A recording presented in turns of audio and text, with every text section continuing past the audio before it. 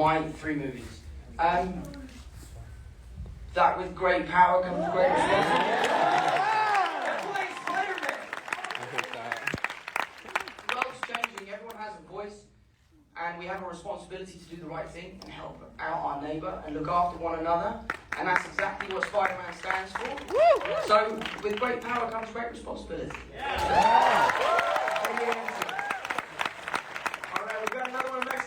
From Jurgen Rocha on Via, who asks, what has been your favorite villain to go face-to-face with in the entire Marvel Cinematic Universe? Another easy question. Softballs first. Spoilers. The problem is they're all my friends. I think my favorite has to be Alfred Molina. Working with him on this film was so fun because he was so blown away by the improvement with all the technological advancements that filmmaking has made. You know, back in the day, I think it was 2002 when he made his Spider-Man movie. 2004, thank you. You're hired. This is the room. The arms that he used to have were puppeteered by 4 different people, and nowadays, obviously, we don't do that anymore because it's very time-consuming, so it's all done with CG. And watching him be very free as Doc Ock was really kind of rewarding, because back in the day, if he wanted to go over here, he'd have to tell 4 different people, guys, I'm going to step over here, and then you follow me, and then you get this one to do that. So to see him kind of have the freedom to bring Doc Ock back to life in a new way was amazing. But then also, Fred is one of the greatest people I've ever worked with. He was on this thing called a toothpick rig, which is like it's like a long crane. On one end is counterbalanced weights, and on the other end is a platform. And Fred would stand on that platform, and then they would push him through the set, and it would simulate the legs carrying him. But what was funny is that he didn't have control over where he went. So we'd be fighting each other, I'd be like webbing him, and he'd be hitting me with his arms. It looks ridiculous on the day, it's not cool at all. And they'd go, cut, and I'd say, Tom, tell me how's your weekend, what you've been up to, so. And then all of a sudden, he would just sort of take off, like this.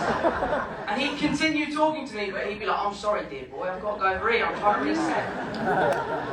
So for me, working with Fred was a real honour, and I think I can say this now, because he's in the trailer, but Willem Dafoe. I remember my first rehearsal, I was with Harry, and we went to the soundstage, and I can talk about this, right? He's in the trailer. Okay. And there's a collective like yeah, my whole body just went, oh, I'm gonna die. That's why we're standing. But the first rehearsal I had with him was pretty surreal. It was pretty surreal for reasons I can't really talk about because I want you to experience it in the theatre. But it was pretty incredible, and he's a wonderful guy. And he put me to shame. You should see how good at yoga he is, man. Like, I'm supposed to be Spider-Man, I'm supposed to be really flexible and do all this sort of stuff. We would do scenes, and the next morning I could hardly get out of bed, and this guy sprung out of bed. Not that we were sleeping in the same bed. He would tell me stories about it later. But he was amazing, he was wonderful. It's like Goblin Server, man. Yeah, he's incredible. Now, as someone who grew up in this world, what was it like meeting Dafoe for the first time, Lena for the first time, just you as an individual? What was that like? How do you process that? Yeah, it was actually a funny story when I met Willem for the first time, because obviously at that time, all of the villains in the film, it was a huge secret that they were in the film, so they would walk around set with these cloaks on. And naturally, you know, these guys were very excited to be coming back and bringing these roles back to life, that they came to set a week before they started shooting to just see what it was like, meet John, meet myself, hang out on set and have a good time. And I just sort of bumped into this guy in a cloak and was like, watch out, mate. And he took his hood off, and I almost like got really scared. I was like, oh shit, the goblin's here. But he was lovely, he was really wonderful, and a real joy to work with. There's a story that I would love to tell, but I just cannot tell yet. But I will do, and you will hear it one day. It's very exciting, but again, it was incredible, it was mind-blowing. Remember this moment, we'll call in that story and be like, that was the one. Oh, you'll hear it. All right, we're going to go to our LA audience here. We've got, I love this. This is from Liz, who very specifically said, from New York, but visiting LA. And I feel like that's a Spider-Man moment. Like, you're like, by the way, I'm from the land of Spidey. All right, we've got, if you could choose one scene from playing Peter Parker to reshoot and experience again, what would you choose? I can't talk about it. Genuinely, there's one scene, well, there's two scenes in this film. Well, there's three scenes. There's three scenes. And I would do anything to go back and reshoot them. They're perfect and they don't need to be reshot. But the experience on the day of being there, this true moment in cinematic history is about to come true. And we were there on the day making it happen. And it was crazy. It was crazy. And I would love to tell you because, honestly, I've got some people saying no. You want to know? I'll tell you only. I got you, babe. I got you. But it was amazing, and I really think you guys will be proud of what John Watts and what Kevin Feige and Amy Pascal and Tom Osman and all of our producers have put together and managed to accomplish. Because honestly, when they first pitched me the movie, I was like, that's never going to work. There's no way you're going to be able to get that done. And they did an amazing job. Woo! I gotta say, man, lifelong Spider-Man fan, to see your reverence for this room, to see your emotion about this experience, and to hear this moment, those days on set, did it feel like, was there a palpable historic moment? Did you feel that on the day as well as reflecting on it here? Yeah, it actually took everyone involved a while to get over what was happening. It was mental. I don't want to know, so I'm gonna wait, but I'm gonna remember this moment. All right, we've got one in LA from Francis Dominic asking, what is your most surreal moment while filming? Maybe one you can share. That was my question, by the way. For these movies, it's a nightmare. From the most surreal experience from the first two. We'll go there, it's safer. Oh, well, I can Now talk about those all day long. Right. Let me try and think about this one. I can talk about this so much. I think one for me, and your guys are going to be like, oh, we've heard this story. But when I first met Jake on set, and he came to set for Spider-Man 2, and he had Not the a Jake Trigger. meltdown. Jake Trigger. He was a little bit nervous at the way Marvel make movies, and it's very different to anything anyone has ever experienced outside of that world. And I remember looking up to one of my idols.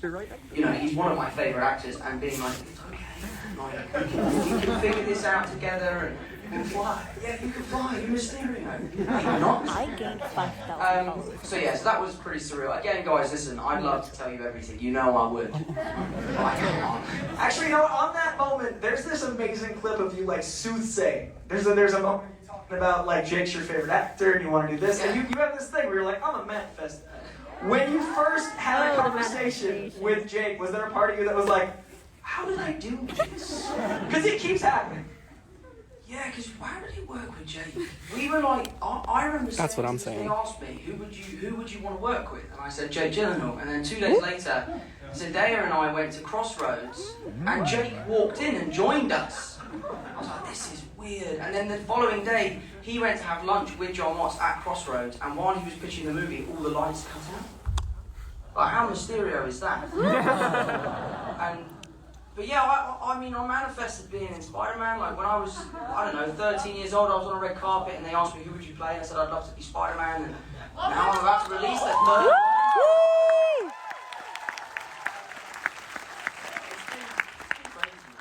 The moment I saw you carrying a DVD player, I knew you were Spider-Man. It took no time. Right. That moment, I was like, man, it did it. Nice. It's beautiful to see. We're going to go back to Mexico City with Ramon Ramirez Malvarez, who asks, now knowing, ooh, I love this one. Now knowing what you know, how important is it to never reveal the identity of a superhero? Oh.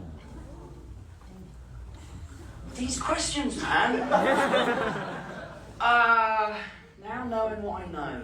I mean, it's interesting. I always feel like Peter Parker has kind of had some sort of parallel with my life and what's going on. And it's no secret that when this happens to you, your life changes, and there are certain things that you can't do anymore. And this film kind of explores the adverse effects of fame and what happens to someone, especially at a young age, how it can affect your life for better or for worse. Ooh. And, you know, I've had a wonderful experience because you guys have been so gracious and wonderful and looked after me as fans. But there are people out there who haven't had the same experience, and Peter Parker, unfortunately, is going through that. And I forgot What would you do knowing now what it's like to have an identity reveal? Like, what's the cautionary feel? I always think that if you want to tell someone something, you should tell them yourself. I think when the power is taken away from you, whether it's a secret you want to tell someone, if they find out on their own, it's always so much worse. You need to just be honest and let people know. So I think if Peter Parker had made an announcement like an I am Iron Man sort of moment, it would have been a little bit easier for him. We've got one more Mexico City. I'm hoping we have a connection there. This is Maria Jose Carranza Soto. If we do, can we get a hello? Maybe. Not here. Oh. It's such an interesting sound when it's like pieces of sound. I hear this. Yes! Wait for us! It worked! Victory! All right. A fantastic question. Over the years, a lot of people have played Peter Parker. What do you think you've imprinted on the role and character? It's really tough. I think for me, my biggest thing when coming into this world was to really, really hone in on the sort of youthfulness of what it means to be a teenager. I really wanted to lean into the idea that this is a 15-year-old superhero. That meaning there are lots of stuff that you'll see throughout the films where Peter Parker does everyday things, but in a way that Spider-Man would do them. And I think that's really interesting, because you all know, if we were Spider-Man and you were sitting on the TV and the remote was too far away, you'd web the remote and fling it back. So for me, making Peter Parker really youthful and authentic and a real teenager, a real high schooler, was really important, and I think John Watts did a great job of bringing that to life. So for me, I think the one thing that I was able to bring, and albeit I was a teenager at the time, was making it very youthful. I love that, man. These are great questions. Mexico City. Thank you. We've got another one from LA. We've got Luke. And Luke, we got Luke in here. Woo! Luke, stand up for us. There's Luke. Oh my god, Make sure. make me stand up. Luke asks, what was the hardest day of filming and why? All of these are things I feel like you can't tell. What was the hardest day of filming? There's one fight scene in this film. You're going to see a style of fighting in this film that you've never seen in a Spider-Man movie before. And, that was down to our stunt coordinator, George Cottle, and Jackson. They designed these fights to shock you guys, to really put you on your back foot. And when we were shooting this one scene in particular, it's like a sort of, I reckon it's a 35-beat fight scene between myself and one of the villains, and we shot it over and over and over again over 3 or 4 days. And I remember my knuckles were all bloody and I was knackered, and we were fighting. And in all fairness, it was awful. It was such a difficult time, but in the film, it's so spectacular. And it is so overwhelming, and you've never seen Peter Parker quite like it, and I'm really excited to see what you guys think. We got our final 2 questions. One's from me, because I've always wanted to know, but our last one here from LA. We've got Taya. Taya, stand up for us. All right. Yeah. Hi, Taya. All right, I love this question. What is your favorite characteristic of Spider-Man? Peter Parker. I know that doesn't make sense. It does. It does. It does. It does. Spider-Man's biggest superpower is Peter Parker, and that's because of his humility. That's what sets him apart from the rest, is that he's unable to not do the right thing. And for me, as an actor, bringing that to life has been so fun, because it's sometimes incredibly frustrating. Sometimes I read these scripts or I perform these scenes, and I just want Peter Parker to be selfish just one time, because he always puts everybody else first, and therefore he kind of shits on himself. So for me, it's his humility, and therefore Peter Parker. All right, our final question, because I've wondered for so long. My 2 favorite characters are Spider-Man and Deadpool. They're the guys. You're very well known for this iconic dance. The umbrella experience is something we have experienced many times on